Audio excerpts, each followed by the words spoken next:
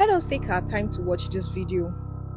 Let's really notice if there's anything strange in this video. About this video, we all can see a particular young lady in her mid-20s putting on a white jacket. This is a normal routine for most of us. We go to the mall, we go to the supermarket to get groceries, and this is the exact routine this lady is doing. Now, you all might be wondering, why am I showing you all a video about a lady who is going about her daily life? But let's stay tuned and listen to the rest of the story. Around 3:32 p.m., and this was on a Wednesday, on the 8th of April 2009, Tori was walking back home. A little girl of 8, she was walking back home on her own. But on this fateful day, she never arrived home. And this is the story of Victoria Stafford, also known as Story. Now, before we dig into the story proper, let's get a brief history about Victoria. Now, Victoria lives with her mom and her elder brother. Her both parents were separated. So her mom's name is Tara, her brother's name is Darren. Darren is 10 years old. That's like 2 years older than Victoria. Victoria, on this fateful day, they had just moved into a new house, and this new house was in Ontario, Canada.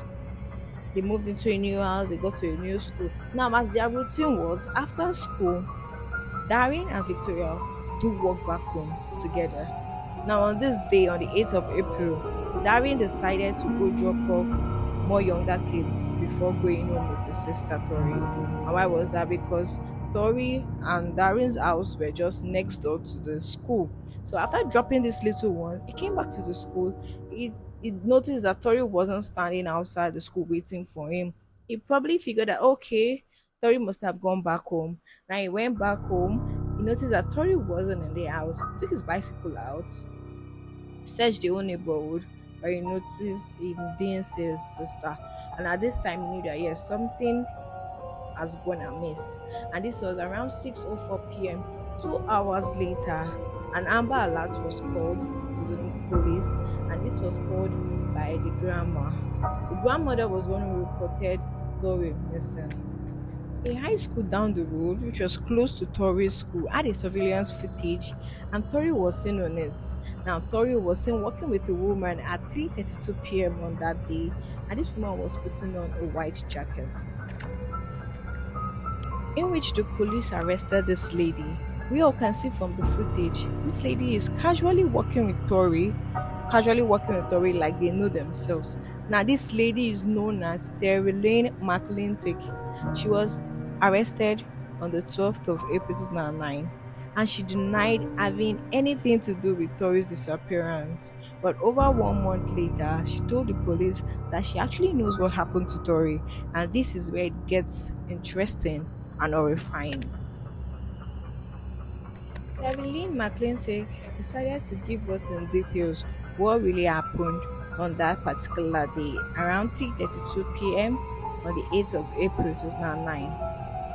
She told us she and her boyfriend decided to abduct a little child, and her boyfriend is none other than Michael Raffetti. Michael Raffetti is 32 years, Terry is 21 years.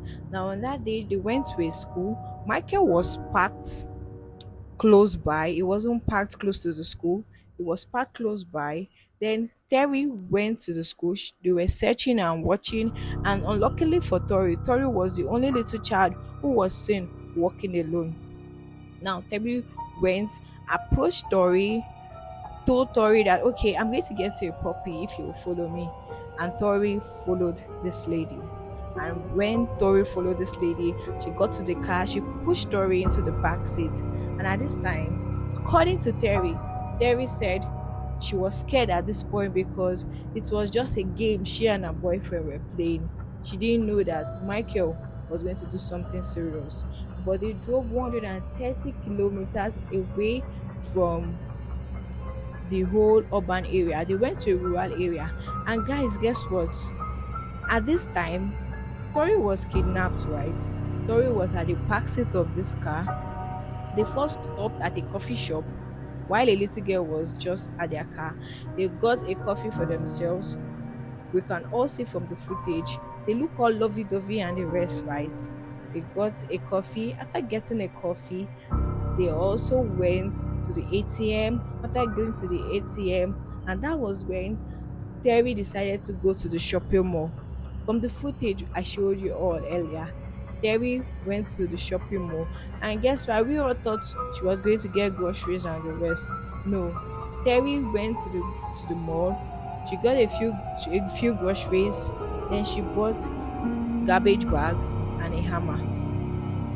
These garbage bags are used for disposable of waste. She got that and a hammer. And all of this was happening. Tori was at the back seat of this car. Now they drove and drove and drove. According to Terry said at this point she didn't even know where they were heading to anymore. And Michael was the one driving, and they got to a very isolated area. And at this point, she knew that something bad was going to happen to Tori. They parked. Michael went to the back seat, molested Tori. He didn't just molest her, he sexually assaulted her. That is rape. After raping her, Terry said she couldn't stand the sight rather. She got down from the car and went far off from the car so that she would not really listen to the screams of this little girl. And when Michael was done assaulting and molesting this little girl, this girl was filled with blood from her waist below. She was naked from her waist below. And when Michael was done, Terry said Michael asked for water. He didn't even want to even use his own shirt to clean the blood from assaulting this girl. He used the water, rinsed himself up, used Terry's white jacket to clean off himself, to clean the mess up.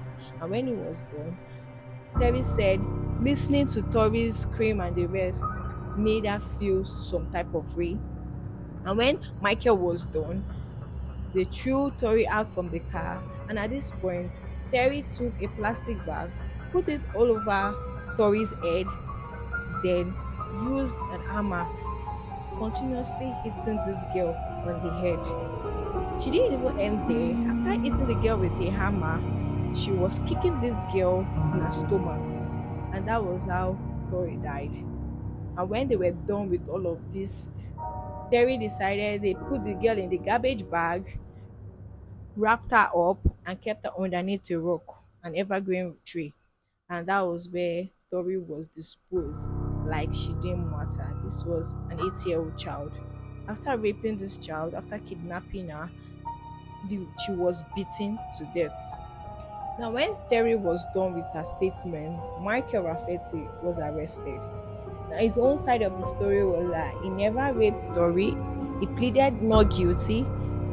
From his own end, he said he never raped Tori, that all this was Terry's idea. Now we'll be wondering why little Tori of 8 would just follow a complete stranger. Could there be that there was a relationship that we didn't know about? According to Michael said Tori's mother was a drug addict and Terry's mom sells drugs. So Tori's mom goes to Terry Lynn's McClintic mom to get these drugs.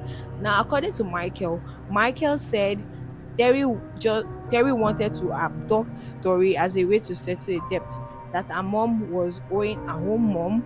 So that way she wanted to settle the debt. Now Michael is claiming that this whole thing was never his idea, that it was all Terry's idea, that he never raped the girl.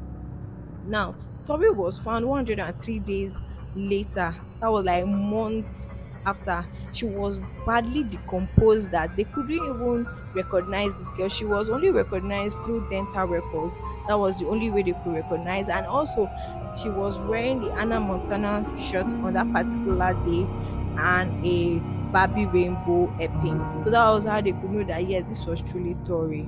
She was badly decomposed. Autopsy said that she had multiple blunt bruise from the head, which was the hammer Terry used in hitting this child. Her lungs was badly spoiled. This was due to the hitting and the kicking that they were kicking her while she was still alive. This is the pain that an 8-year-old girl went through before she was finally killed. Terry Lynn and Michael both had separate trials. No matter what side of the story they were both given, because Terry Lynn was trying to claim that, oh, it was Michael that raped, but she never denied not killing Tori. She actually agreed that she actually killed Tori, but it was all Michael's idea. While Michael, on the other hand, was claiming that it was all Terry's idea. But the jurors and the judge, they were not having any of it. They were charged life in prison, and both of them are not up for parole, not until 25 years later. Man, this is a very sad story. This is a child that was looking ahead for that particular day, trying to enjoy her day after school and the rest. Never knew that she was going to meet pure evil. And the last minute of her life must have been filled with fear and horror. On the mother's side, on the mother's end, the mother was very negligent. She Because how could a 10-year-old and an 8-year-old be returning back from school, even if their school was just next door? Because she was a drug addict. And even police said that she didn't report Tori's missing not until 2 hours later, and it was done by the grandma because she was scared that the police was going to figure out that she was on drugs, she was using drugs and the rest. This story is quite sad because this is a child that had a life planned out. She was just 8 and she was just starting life, but it was cut off by two evil doers. This is the story of Victoria Stafford, also known as Tori. I'd like to hear your comments below. Don't forget to subscribe, like, and share this video.